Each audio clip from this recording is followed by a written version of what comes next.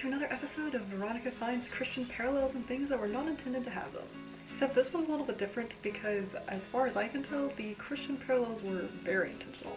If they weren't, then I don't really know what to tell you. The third season of Agents of S.H.I.E.L.D. is something that I have actually talked about before on my channel in my very goofy video, Why Everything is Hive's Fault. And yeah, that video was a joke.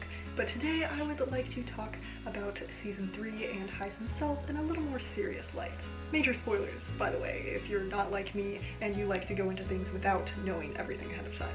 In order to save a lot of time explaining on my part, I'm just going to assume that you have watched the show and you already know who the characters are and what's going on.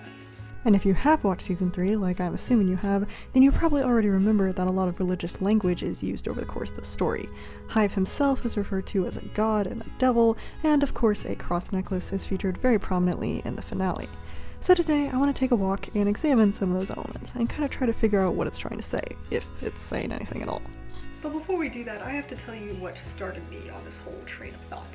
It wasn't actually me who first started examining this season in this context. It was, in fact, my older sister, Marjorie. Marjorie, did Nick Fury wear his casual tie or his formal tie? We're Catholic, as I've mentioned elsewhere, and one day while she was in Mass, her mind started wandering. We've all been there one time or another. Specifically, she was thinking of this scene from the second to last episode. Daisy has had Hive's parasites extricated from her, completely severing their connection. And Marjorie really began to think about what Daisy does in this scene. She falls on her knees in front of Hive and begs him to take her back. And she realized that's kind of what we do with God after we sin. We run back to him, fall on our knees, and beg him to take us back. Take me back. And after Marjorie brought this up to me and we started thinking about it some more, we realized that the way that Hive's followers behave in general is very reminiscent of how we as Christians behave. He is at the forefront of all their desires. They choose him over all of their friends and loved ones. They're even completely ready to sacrifice their lives for him at a moment's notice. And although they do hurt their friends, they don't really want to. They aren't enjoying it. But they'll do it if that's what they have to do. But this is where I should stop and say, you probably realize by now, this is all kind of perverted, isn't it? I mean, Hive is a monster who wants to turn all of humanity into these things. He murders people, manipulates people, and most of all, removes people's free will. All of that stuff I just mentioned his followers doing, they didn't actually do willingly. They did it because they were drugged. So what's the point of this video then? Is it simply to say Hive's followers are like Christians if you give them free will and have them working towards an actually good purpose? Well, not really. That is kind of interesting by itself, but really there's a lot more to unpack here, and I'm going to try and do that. Like I said earlier, it's pretty obvious that this religious imagery was actually intentional on the part of the creators. It is repeatedly mentioned and discussed throughout the season how Hive was actually worshipped by Hydra and was the real reason for its founding. He's also said to be the source of all devil myths, and Daisy claims, "If Hive isn't the devil, he's the closest thing to it you and I will ever see."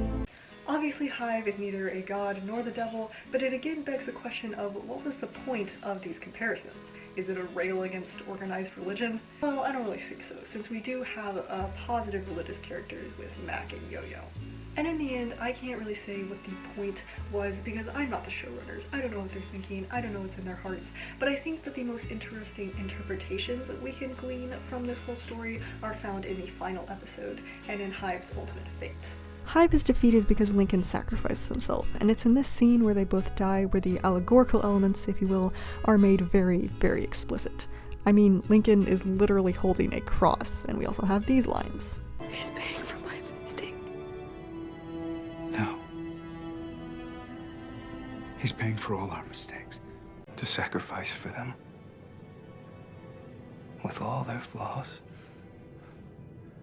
They're only human. This episode is also titled Ascension. Subtle. So Lincoln is very much a Christ figure here, but what exactly does his sacrifice and his juxtaposition against Hive really mean? And maybe not even Lincoln himself, but S.H.I.E.L.D. as a whole. How do they serve to contrast Hive and his agenda, and what does that contrast mean? Well, let's start with Hive. Although he is called both a god and a devil, he fits the devil bill much better, which, isn't that surprising.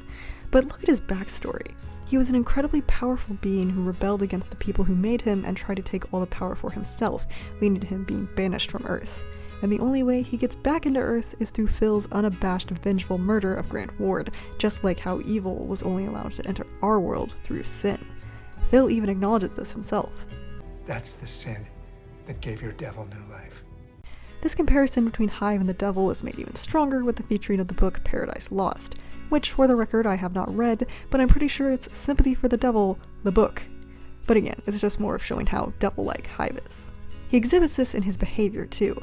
He appears to care for his followers, but really doesn't view them as much more than tools. He has no problem draining Daisy of all of her blood, and the whole reason she offered herself in the first place was because he guilt-tripped her into doing it. It's also interesting to look at how Daisy acts after she's been freed from Hive's sway. It's kind of supposed to be more like the symptoms of withdrawal from drugs, since that's essentially what Hive is, but her self-loathing and insistence that she doesn't deserve forgiveness is very reminiscent of how someone can feel after they've committed a serious sin. The way that Satan works when he's trying to tempt someone to commit a sin is he tells them it's not a big deal, they're not really hurting anyone, and God will forgive you, right? But then once the person has committed the sin, he tells them they're the worst, most awful, most disgusting person to ever exist, and God will never forgive you or love you ever again. We even get a few lines that kind of speak to this. The devil promises everything, and then lets you destroy your own world. You know what? Another thing the devil's capable of? Filling a person with so much anger and so many dark thoughts that it consumes them. So there you go, it's pretty blatant. Hive is the devil. He is a personification of pride in a lot of ways. He believes himself to be a god, but really he's just a parasite that wants to consume everything he comes across. He tells his followers that they're working for some higher cause, but really the only thing that he's motivating them with is this raw sense of pleasure. And it's interesting that the one thing that Hive seems to be starving for, the thing that he never appears to ever actually gain, is connection. Real human connection. But now let's talk about his opponents, the Strategic Homeland Intervention Enforcement and Logistics Division. If Hive is the devil, then they, and most specifically Lincoln, have to represent Christ, right? Well, yes and no. First of all, S.H.I.E.L.D. and its agents are very clearly not perfect and divine. They are human, and they are very, very flawed. As I mentioned before, it's only because Coulson went on a personal vengeance quest against Ward that Hive made it back to Earth at all. And Lincoln himself, even though he's the one who ultimately dies to save the world and is therefore the most explicit Christ-like figure, he has anger issues and has struggled with addiction and had a lot of struggles with commitment as well. So how can such flawed, messed up people serve as any sort of parallel to a divine savior? It should be said that stories that have allegorical elements very rarely have perfect Christ figures, because stories generally want to have characters that people can relate with, and it's hard for us to relate to someone who's perfect. So no one in S.H.I.E.L.D. is quite a Christ figure, but they do serve to highlight the Christ-like elements as a whole, if that makes sense. When you think of what S.H.I.E.L.D. stands for, and I mean their values, not what the acronym is, their main goal is protection, to be the shield. And shielding someone implies you're going to take some punishment in the process. All throughout this season, there's a big theme of sacrifice and putting other people before your own desires. Hunter gets a lot of flack, and rather rightfully so, for his single-minded obsessiveness and trying to get revenge on Ward for what he did to Bobby. And once again, it's because of Coulson's successful revenge on Ward that we have to deal with this problem at all.